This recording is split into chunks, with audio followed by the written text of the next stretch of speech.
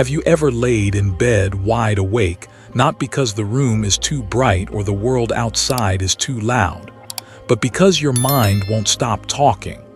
A relentless inner monologue, a replay of conversations, regrets, what-ifs, should-haves. It's not just noise. It's a storm that doesn't ask for permission to enter. And often it feels like there's no off switch, no way to silence the voice that echoes endlessly between our temples. Letting go. It sounds beautiful, enlightened even. But when you're tangled in memories, fears, or the deep ache of things unresolved, letting go can feel like an insult to the part of you that still holds on. Because that part loved, that part tried, that part believed. You hear teachings, read quotes, listen to wise words from sages and monks telling you, just release, just breathe, just be. And maybe a part of you wants to believe it's that simple, but you're not a monk in a silent monastery.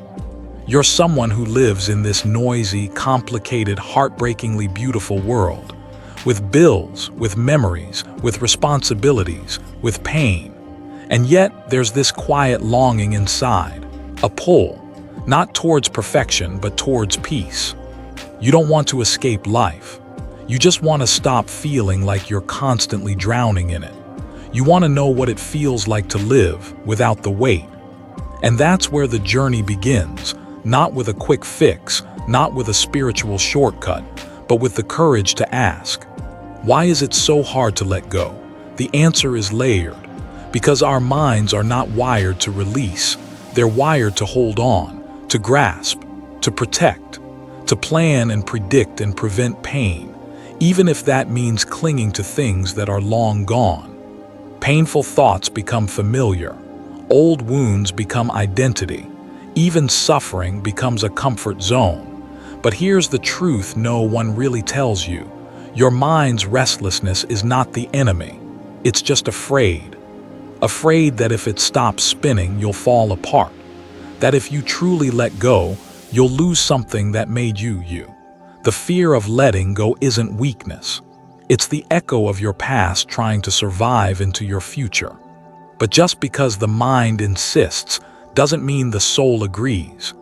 Deep within you, beyond the mental fog and emotional clutter, there's a place that remembers who you were before the pain, before the stories, before the noise. A place untouched by anxiety. A stillness that doesn't need effort, only remembrance.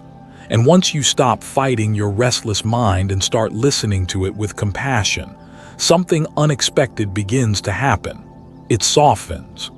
It doesn't vanish, but it doesn't dominate either. You realize that letting go isn't about forgetting. It's not about erasing history or pretending you never cared. It's about choosing to stop bleeding from wounds that no longer exist. It's about telling yourself with gentle authority, I deserve peace, even if the past doesn't offer closure. So tonight, when the world quiets down again and the mind begins to spin, don't try to shut it up. Don't fight it. Just listen. Not to obey, but to understand. And in that understanding, space begins to form. A breath opens up, and through that space, peace finds its way in. It's strange, isn't it? We say we want peace, yet we're constantly running mentally, emotionally, even spiritually. We crave calm, but our minds grip tighter the moment life begins to feel uncertain. It's not that we like chaos. It's that something deeper, ancient, and far more powerful inside us is programmed to survive, not to be serene. This isn't a flaw, it's biology. Evolution hardwired the brain to detect threats, to anticipate danger, to prepare for the worst. Peace wasn't a priority when your ancestors were running from wild animals or facing starvation.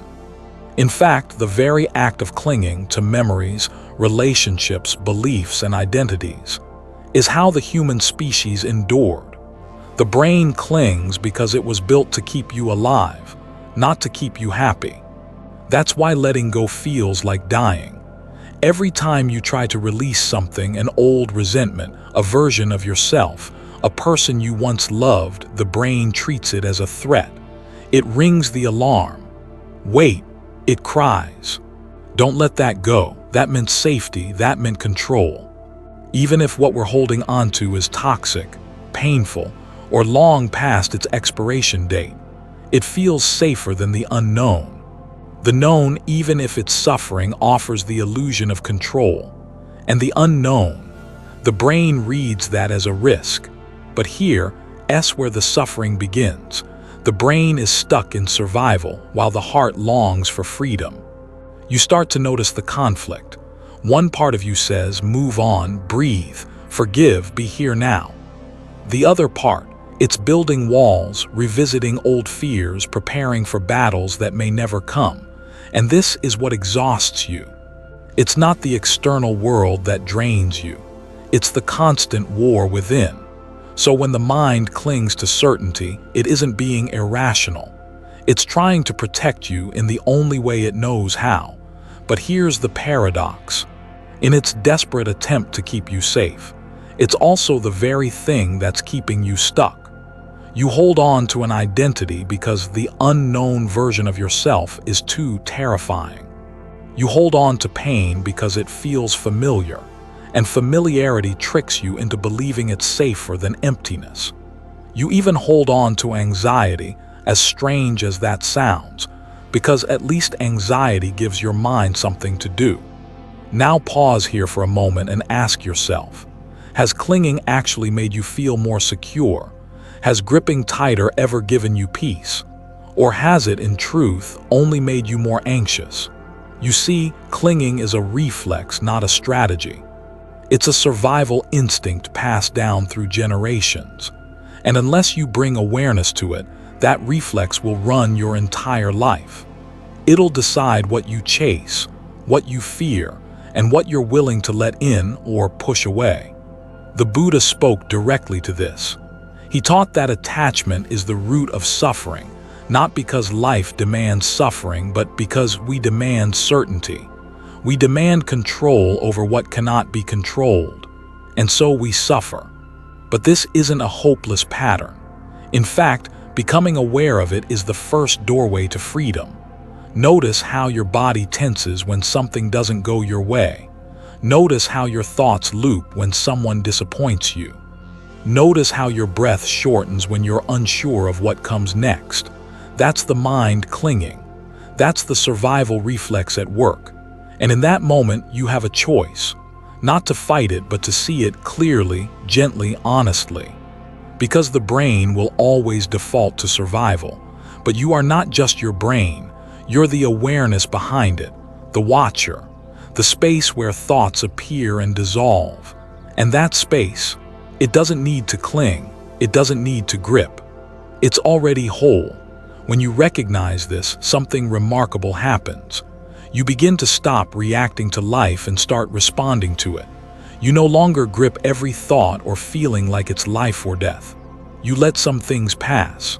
You learn to say, that's just the mind trying to protect me, but I'm safe now. I'm okay now. And slowly, quietly, peacefully, you start to let go. Not because you've forced it, but because you've outgrown the need to cling. And just when you begin to soften into this awareness, another layer reveals itself, not about the mind, but the self it's trying to protect. A self you've built and rebuilt through years of stories, fears, titles, and roles. But what if that self is just another thing the mind clings to? What if you're holding on to you? Let's gently pull back the veil. Why do we reach for that extra bite, even when we're full? Why do we check our phones obsessively, even when there are no notifications? Why do we chase love, attention, success, only to feel empty when we catch them? This pattern, this insatiable thirst, is what the Buddha called Tanhā, a word that means craving, but not just any craving. It's the root craving, the one that keeps the wheel of suffering spinning. In the ancient Pali language, Tanhā literally means thirst. Not just a gentle longing, but a deep, burning, all-consuming thirst. It doesn't stop with water or love or validation. It asks for more and then more again. It's never satisfied because it doesn't know how to be. But here's the twist. Tanhā isn't evil. It's not some moral failure. It's a function of the human mind. It's how we're wired to survive. From a biological standpoint, craving kept our ancestors alive. They craved warmth, food, connection. It was nature's way of saying, stay alive, keep moving. But what once helped us survive now makes us suffer. The Buddha saw this clearly. He taught that suffering, dukkha, is born from Tanhā, not from pain itself, but from the resistance to pain, the hunger to escape it, or to numb it with pleasures that never last. And Tanhā wears many masks. It isn't just the obvious cravings like money or power. Sometimes it's subtle, the craving to be understood, the craving to be liked, the craving to always feel peaceful. Even that can be a craving. There are three primary forms of Tanhā. Kama Tanhā, the craving for sensory pleasure. Food, sex, music, beautiful views. We cling to the good, hoping it lasts forever. Bhava Tanhā, the craving to become. We want to be someone, to become successful, enlightened, admired. We want to exist in a particular way. Vibhava Tanhā, the craving to not become, the urge to disappear, to avoid, to escape, to numb. When life feels overwhelming, this craving says, I don't want this experience at all. All three of these forms are traps, not because pleasure is wrong, not because ambition is evil, but because when we attach our peace to these cravings, we place our happiness on shifting sands. Take a moment, ask yourself, what do I crave right now? Not what you want in the long term, but what your mind is pulling you toward in this moment. A feeling, a distraction, a sense of control. Most of us think if we get what we crave, we'll finally be free. But the Buddha flipped that thinking on its head. Freedom doesn't come when you feed the craving. Freedom comes when you understand it. Freedom comes when you no longer obey the thirst. So how do we do that? We don't suppress the craving. We observe it, we sit with it, we breathe through it. We notice its rise and its fall. Because here's the thing most people miss. Craving is not constant. It comes in waves. And every wave passes if we don't jump on the board and ride it. In meditation, when the itch arises to move, to check your phone, to think about dinner, that's Tanhā knocking. But if you just notice it without reacting, something incredible happens. It weakens. Not immediately, but over time. This is what the Buddha meant by insight. Not insight as in theory, but insight born from direct experience, seeing the mechanics of craving in real time, realizing, oh, I don't have to act on this. I don't have to follow this urge like a puppet on strings. And when you realize that, something shifts. A gap opens up, a quiet spaciousness. That's where peace lives, not in fulfilling every desire, but in learning that you are not your desire. You are the awareness watching it all unfold. And slowly, gently, craving loses its grip, not through force, but through understanding. This is the middle path, not indulging, not suppressing, but observing, with compassion, with curiosity, with courage. And in this quiet courage, you begin to feel it. A kind of freedom no craving can ever offer. A kind of peace that isn't about getting what you want, but no longer being ruled by what you want. And just like that, the thirst begins to fade, not because you quenched it, but because you realized it was never really you to begin with. When we come back, we'll dive deeper into the unseen fuel behind craving, a force that often disguises itself as love, as duty, even as identity. But beneath it all, it's fear. And it's time we talk about how fear drives our entire human experience. There's a timeless parable in Buddhist teachings, one that cuts through the noise of modern pain and speaks directly to the human heart. Imagine this. You are walking through a forest and suddenly an arrow strikes you. It hurts. You bleed. That first arrow, the pain, is unavoidable. But now, picture this. Instead of calling for help, instead of treating the wound, you grab another arrow and drive it into yourself. This is the second arrow. And unlike the first, this one is optional. You see, the first arrow is what life throws at you: heartbreak, loss, failure, sickness, rejection. It's the sharp edge of being alive. No one escapes it. Not the rich, not the wise, not even the monks who sit in silence for decades. But the second arrow, that's where most of us live. It's the story we tell ourselves after the pain. It's the why me. It's the this always happens to me. It's the self-blame, the resentment, the worry, the spiraling thoughts that echo in the chambers of our mind. The Buddha, with piercing clarity, pointed out that while we can't always stop the first arrow, we can avoid the second. But here's the catch. Most of us don't realize we're the ones holding the bow. Take heartbreak, for example. Someone you love leaves. That's the first arrow. It's raw. It cuts deep. But what happens next? I'll never be loved again. I'm not good enough. I should have done more. You replay memories like broken records. You check their social media. You compare your worth to others. These are the second arrows, and we shoot them again and again, until we're more wounded by ourselves than by the original pain. And it's not just heartbreak. It's the shame after making a mistake, the anxiety after a tough conversation, the fear of what might happen next. Our minds are wired to protect us, but sometimes, in trying to protect, they punish. Why do we do this? Why turn pain into prolonged suffering? Because the ego craves control. And in moments of powerlessness, it would rather create a narrative, any narrative, than face the silence of the unknown. Suffering becomes familiar. It gives us identity. We wear it like armor, even when it weighs us down. But here's the truth Buddhist teachings whisper. You are not your pain. You are the awareness behind it. And the moment you recognize the second arrow, the moment you see it, you loosen its grip. When a thought arises, I'm a failure, you don't fight it and you don't feed it. You simply notice it, label it gently. Ah, that's a second arrow. And like a cloud passing in the sky, it drifts away. This isn't spiritual bypassing. It's not pretending the pain isn't real. It's honoring the first arrow without decorating it with drama. Great masters don't become enlightened because they avoid pain. They awaken because they stop adding to it.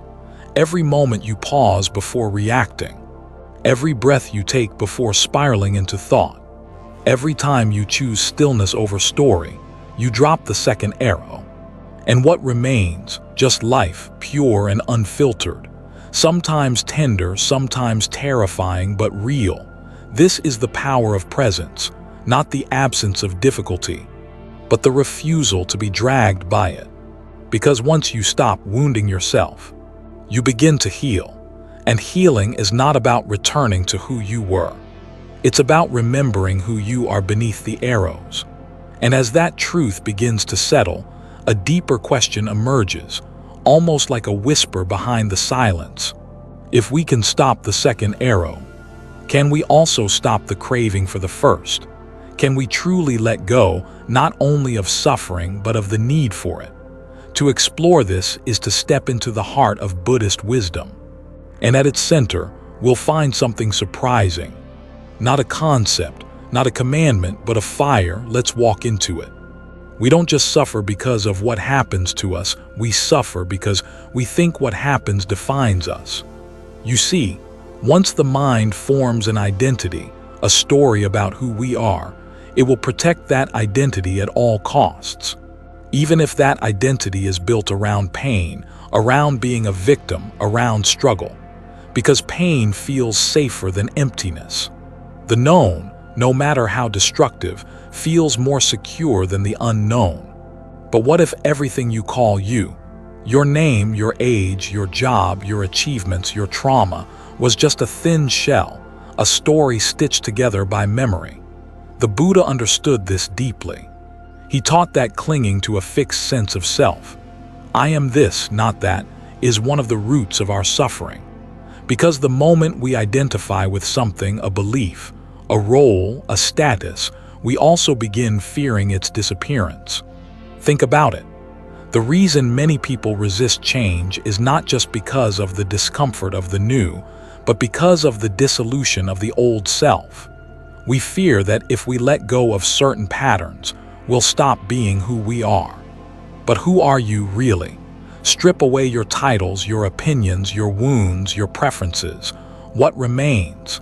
This fear of self-erasion runs deep. It whispers, if I stop defending my ego, won't I disappear? The truth, however, is the opposite. The more we let go of rigid identity, the freer, lighter, and more expansive we become. There's an old Zen saying, "When I was young, I thought I was a wave, but one day I realized I was the ocean." Clinging to identity is like thinking you're a single wave and fearing your end when you crash. But awakening means realizing you were never just the wave. You were the entire ocean expressing itself through that wave. In psychological terms, this plays out as ego attachment. We get attached to being the smart one, the broken one, the strong one, the helper, the one who's been wronged. And then, instead of healing, we keep rehearsing the same stories to maintain continuity of self. Why? Because the ego doesn't want healing, it wants consistency. And it's exhausting. You may have felt this before, moments when you're tired of your own thoughts, your own reactions, your own habits. That quiet whisper inside that says, I don't want to be this version of me anymore.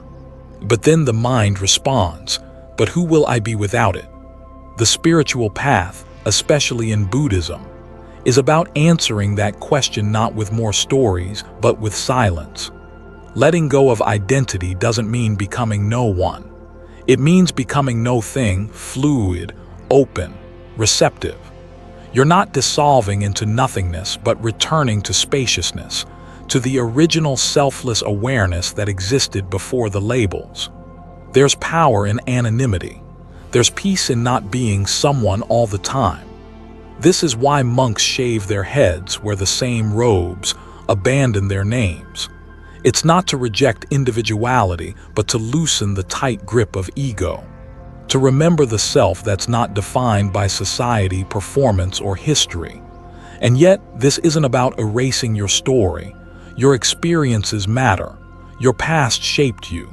But the mistake is thinking your past defines you. It doesn't. It informs you, but it doesn't confine you.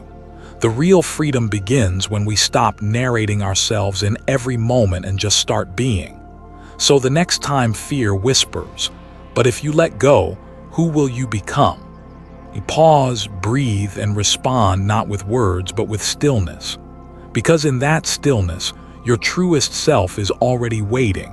And from this inner stillness, something miraculous starts to unfold. Sometimes, when we hear the phrase, let go, we mistake it for surrendering, for walking away, for apathy. In a world that constantly urges us to push harder, climb faster, and grasp tighter, the idea of letting go can sound suspiciously like failure. But in truth, letting go in the Buddhist sense is not giving up. It's waking up. Let's take a step into the subtle but revolutionary wisdom of Wu Wei, a Taoist concept deeply harmonized with Buddhist practice. Wu Wei roughly translates as non-action or effortless action, but don't let the term mislead you. It doesn't mean doing nothing. It means doing what is natural, what flows without force, without ego, without resistance. Think about water. Water doesn't fight the rocks in the riverbed. It glides around them. It wears them down over time. It moves with gravity, not against it. Water is soft, yet it shapes mountains. Powerfully, silently, inevitably. Wu Wei is like becoming water, embracing life's flow without trying to dominate it. In Buddhism, this is closely echoed in the practice of letting go, not from weakness, but from inner clarity. Because once you let go of the need to control everything, you free yourself from the constant tension of needing things to go your way. There's a line from the Tao Te Ching that goes, "By doing nothing, nothing is left undone." At first, this sounds paradoxical, but it begins to make perfect sense when you realize it's not about inaction, it's about aligning with the deeper current beneath all action. When your mind is still, when you've let go of craving, fear, and ego, your actions become clean, spontaneous, and wise. You're no longer reacting, you're responding. This is why in Zen practice, great masters often appear effortless. Their movement, their speech, even their silence seems to arise at just the right moment. They're not rushing or forcing. They've dropped the inner conflict, and what's left is simply presence. Their decisions, their discipline, even their power are rooted not in domination but in harmony. Letting go isn't passive. It's the most powerful form of freedom. But this raises an important question. How do we tell the difference between letting go and giving up? Giving up often comes with bitterness, a silent scream of defeat. It says, "I can't." Letting go, on the other hand, comes with peace. It says, "I don't need to." Giving up is when you walk away because you're broken. Letting go is when you walk away because you're whole. This is the spiritual maturity that Buddhism cultivates. Instead of clinging to every outcome, every identity, every judgment, we begin to trust. Not in fate, not in luck, but in Dhamma, the natural law of life. We begin to see that everything, truly everything, arises and passes away. What causes pain is not the loss, it's the gripping. It's the mental resistance to impermanence. Like trying to hold your breath to keep the air inside forever. You'll suffer, and in the end, you'll still have to let it go. But when we practice Wu Wei, we inhale and exhale with trust. We stop fighting the rhythm of life. We become deeply present, not because we're avoiding effort, but because we no longer waste our energy resisting the moment. It's often said in Zen, when the archer shoots for fun, he has all his skill. When he shoots for a prize, he gets nervous. The need to win drains him of power. This is what letting go protects us from. The noise of craving that blurs our natural ability to act wisely and live peacefully. Letting go, then, is a return to your center, to what's essential. You stop chasing and instead you start arriving. In the stillness of that arrival, something beautiful happens. Your actions become more precise, your heart more open, your spirit more grounded. You're no longer pulled in 10 directions. You are simply here, entirely. And yet, it's important to recognize letting go isn't something we do once and for all. It's a practice, sometimes daily, sometimes moment to moment, letting go of control, letting go of judgment, letting go of old stories about who we are and what we must be. And it is in that letting go, not giving up, that we rediscover the still, silent strength beneath it all. But if letting go brings such peace, why do we resist it so fiercely? Why does the very act of releasing feel so threatening? To truly understand this inner tug-of-war, we must look more deeply at what lies beneath the surface, at the hidden fears that keep us clinging to suffering, even when we know we should let go. Just when you think you're free, something subtle pulls you back. You've practiced mindfulness. You've read the books, followed the teachers, watched your thoughts. You've let go of attachment, at least you think you have. But then comes the sneakiest trap of all. You become attached to being unattached. It starts off innocently enough. You catch yourself reacting less. You're calmer. You no longer obsess over likes, money, validation. You've distanced yourself from the noise, and there's a quiet pride in that. And that's exactly where the trap lies. Without realizing it, a new identity begins to form. I am the awakened one, the one who no longer needs. This isn't the old ego. This is the spiritual ego, more dangerous because it wears robes of humility while quietly whispering superiority. And unlike the loud ego that screams, "Look at me," this one just smiles in silent judgment. They're still chasing things, poor souls. You might even start performing detachment, saying the right things, using the right spiritual phrases, all while clinging tightly to the image of yourself as someone who has transcended. It becomes intoxicating, this spiritual narrative. It feeds you with the illusion of arrival, that you've passed through the fire and come out pure. But here's the paradox. Real letting go includes letting go of letting go. It means even dropping the identity of the one who has dropped everything. Because as long as you need to be the spiritual one, you are still held hostage by a need. As long as you defend your equanimity, you haven't fully surrendered. Buddhism warns us of this subtly concealed danger. It's called upadana, grasping, clinging to views, even spiritual ones. You see, the ego doesn't always resist awakening. Sometimes it uses awakening as a new throne to sit on. It will say, "Look how little I care. Look how deeply I've realized impermanence. Look how humble I am compared to others." And just like that, we begin to weaponize wisdom. We start to market our silence. We use non-attachment as a brand and spiritual lingo as currency. But here's the truth. Awakening isn't a badge. It's not an image. It's not something to post, announce, or secretly gloat over. It's a falling away even of the one who thinks they've awoken. Zen masters have always known this. That's why when asked, "Are you enlightened?" they often answer with laughter or silence. Because the moment you claim it, you've already stepped away from it. Letting go, then, is not a trophy. It's not something to grasp, master, or perform. It's more like an endless softening, a continual release, not just of things, not just of thoughts, but of the self-image that wants to be seen as free. Imagine this. You're holding a flame in your hand and you've finally learned not to hold it too close. You're safe. It doesn't burn anymore. But now you're so proud of this wisdom. You begin showing it to others. "See, I no longer get burned." And in doing so, you draw the flame closer again.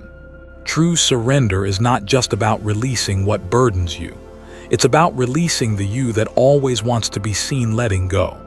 No show, no display, no self-congratulation, just this simple return to quiet, humble presence. This is the deeper art of letting go of the one who lets go. And when that happens, when there's no spiritual role to protect, no audience to impress, you slip into a stillness so profound, so intimate, that even letting go disappears. There is only now, no seeker, no teacher, just life flowing freely through what no longer resists. And that's when the next door opens, not to more control but to something far softer and infinitely more powerful. When people hear the word emptiness, they often imagine a barren wasteland, something devoid of meaning, feeling, or presence. A hollow space, a vacuum. But that's not what the Buddha meant when he spoke of Sunyata. Emptiness in the Buddhist tradition isn't a nihilistic void. It's a vibrant, liberating truth. A doorway, not an abyss. You see, the confusion arises because our language fails us. The word empty implies a lack of something, but in Buddhism, emptiness doesn't mean nothingness. It means interdependence. It means things don't exist independently or permanently. They arise based on conditions, and when those conditions cease, so do they. Let's pause here and imagine a wave in the ocean. A wave isn't a thing in itself. It has no separate existence. It arises when the wind and water meet, shaped by currents, gravity, the moon. We see a wave and name it. But where does the wave begin and where does it end? The wave is the ocean. And when the conditions shift, the wave returns to stillness. This is what Sunyata points to, that nothing has a fixed, separate identity. Not your body, not your thoughts, not your story, not even your suffering. And within that realization lies enormous peace. Because what makes us suffer most is not just what happens to us, but how we hold on to it, how we tell ourselves, "This pain is mine. This betrayal defines me. This shame is who I am." But what if these emotions, these stories, these identities are also waves? What if they too arise and fall depending on causes and conditions? That's not disempowering, it's deeply freeing. Because if things are empty of fixed nature, it means they're not trapped. They're not inevitable, they can shift, they can soften, they can dissolve. But here's the twist. The mind doesn't like emptiness. It wants form, solidity, identity. It wants to pin things down. This is good. This is bad. This is me. This is mine. The ego clings to labels like a drowning man clings to driftwood, terrified that without them it will cease to exist. And yet the great paradox is this: only when we stop grasping do we discover our true nature. Like the sky, vast and open. Like space, able to hold everything without clinging to anything. This is why Zen masters speak in riddles, why they laugh at questions about the self, why they point at the moon rather than describe it. They know that truth can't be captured in words. That real seeing happens when the mind stops trying to define and simply looks. Emptiness is not a denial of life. It's what makes life possible. A cup can only hold tea because it's empty. A room can only welcome guests because it's spacious. And your mind can only find peace when it's not jammed with fixed identities and rigid expectations.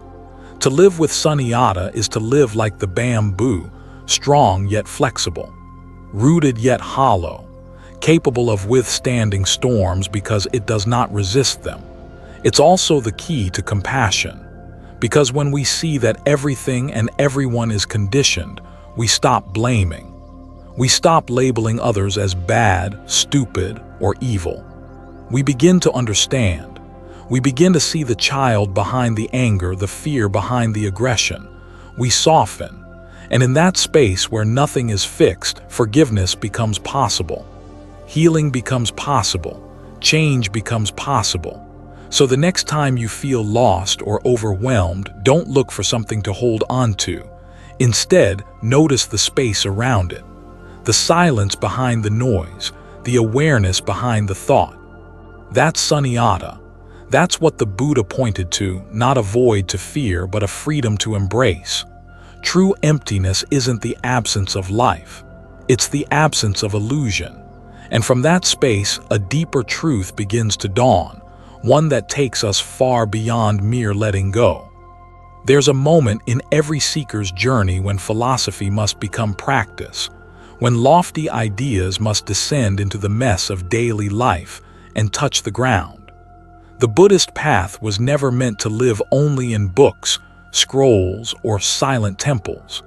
It was always meant to be walked, step by mindful step, through the very chaos we wish to transcend. And that path at its core is astonishingly simple. Sila, Samadhi, and Panyaya, clean living, mental training, and clear seeing. Let's begin where all journeys must, with Sila, ethical living, or clean conduct. This isn't about perfection or becoming saintly. It's about tuning your behavior to create the least harm, both to yourself and to others. It's the ground beneath your feet, the structure that holds the house together when life shakes. In Buddhist tradition, this begins with 5 precepts. Avoid killing, avoid stealing, avoid sexual misconduct, avoid lying, and avoid intoxicants that cloud the mind. These are not commandments. They are tools, a compass, not a cage. When you refrain from killing, you begin to see all life as connected to your own. When you stop lying, you come into alignment with your deeper truth.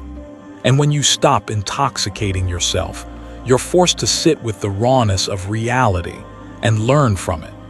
Clean living is not about moral superiority. It's about removing noise from the system. Every time we break our own integrity, the mind spins stories to justify it. Every little lie we tell, every harsh word, Every act born from greed or fear adds friction. Sila removes the friction. It's how we create the stillness needed for clarity to arise. But clarity doesn't emerge just because you behave. It requires something deeper, samadhi, mental training. This is where we sit, breathe, focus. This is meditation, not to escape the world, but to return to it differently. The practice is simple.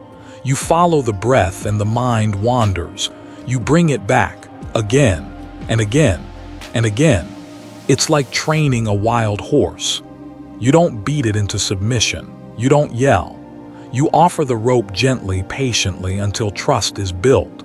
The mind is the same. It's restless because it doesn't feel safe. But in meditation, you teach it stillness. You teach it that nothing is chasing it right now. You teach it that this breath, this one right here, is enough. In time, samadhi reveals something beautiful. Your thoughts are not you. Your emotions are not you. Even your name, your job, your past, none of them define what you truly are. This insight isn't conceptual. It comes through direct seeing, like a fog lifting from a mountain valley. You don't believe it, you see it. And that vision brings us to the final limb, Tanhā, wisdom. But not wisdom as memorized doctrine, not quotes from scriptures. Real wisdom is clear seeing, the kind that breaks illusions at their root. It's the understanding that everything that arises passes. Every thought, every pain, every joy. Nothing sticks around. Nothing is truly yours. This wisdom can hurt at first. The ego flinches when it realizes it's not the center of the universe. But the deeper you go, the more liberating it becomes. You stop clinging. You stop fighting what is. You stop trying to mold the world into your shape and start dancing with it as it is. The Buddha likened Tanhā to a lamp in the darkness. Not a blazing sun that blinds, but a quiet light that shows the way forward, one step at a time. With Tanhā, you stop asking, "Why is this happening to me?" and start asking, "What is this teaching me?" Together, these three, ethical living, mental training, and wisdom, form a feedback loop. The more ethically you live, the easier it is to meditate. The more you meditate, the clearer your wisdom becomes. And the more wisdom you cultivate, the more naturally your actions align with truth. This is the path, not flashy, not fast, but real. It doesn't promise escape, it promises freedom within what is. And while the journey is deeply personal, you're never truly walking it alone. Every step you take has been walked by thousands before you, monks in saffron robes, mothers in kitchens, old men on porches, young seekers in crowded cities, all trying to live just a little more awake. And perhaps the most beautiful part, you don't have to be special to walk this path. You just have to start, right where you are, with this body, this breath, this moment. As the Buddha said, no one saves us but ourselves. No one can and no one may. We ourselves must walk the path. And so you walk, not away from the world but into it, with your eyes wide open. Let's take one more step. The final step. Because everything we've explored so far has been preparing you for what comes next. The release. The truth behind letting go, not as an act but as a way of being. When everything you once held tightly begins to slip through your fingers, not out of loss, but through conscious surrender, a curious silence arises. Not the silence of absence, but of arrival. A stillness so profound that even the urge to define it becomes irrelevant. You followed the trail from craving to clarity, from the tangled roots of identity to the open sky of emptiness. You've questioned your patterns, felt the weight of ego dissolve, and embraced the art of not forcing, not resisting, just allowing. Now, here you are on the edge of the mind's last stronghold. So what remains when all else is let go? Not nothing, but this. The quiet aliveness that was always there before the clinging began. The simple awareness that does not grasp, does not push, does not judge, just sees, just is. The Buddha once described Nibbana not as some ethereal paradise, but as the unborn, the unconditioned, the deathless. It is not a place, but a recognition, a shift so subtle and yet so revolutionary that the world appears new, though nothing has changed but the eyes through which it's seen. You no longer chase happiness like a mirage in the desert. You drink water from the present moment. You are no longer a prisoner of your story. You sit outside the script, watching it play with compassion. Letting go was never about losing. It was about remembering that beneath all roles, ambitions, and fears, you are awareness itself.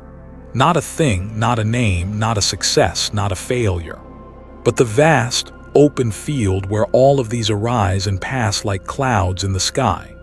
And from this place, a new kind of love emerges, not possessive but spacious. A new kind of peace, not passive but unshakable. A new kind of strength, not control but trust. The kind of trust that bows to impermanence. That says yes to change. That greets death not with dread but with understanding. This is the final release. Not a finish line but a full circle back to being. To breathing. To being breathed. So as you step away from this path of reflection and return to the rhythm of your daily life, may you carry this stillness like a flame. Let it light your words, soften your judgments, deepen your presence. Because when you've truly let go, you're not left with emptiness. You're left with freedom. And that, dear listener, is the most profound kind of homecoming. Thank you for walking this path. The journey doesn't end here. It begins anew in every moment you choose awareness over autopilot, compassion over reaction, stillness over struggle. This is the art of letting go, and you now know the way.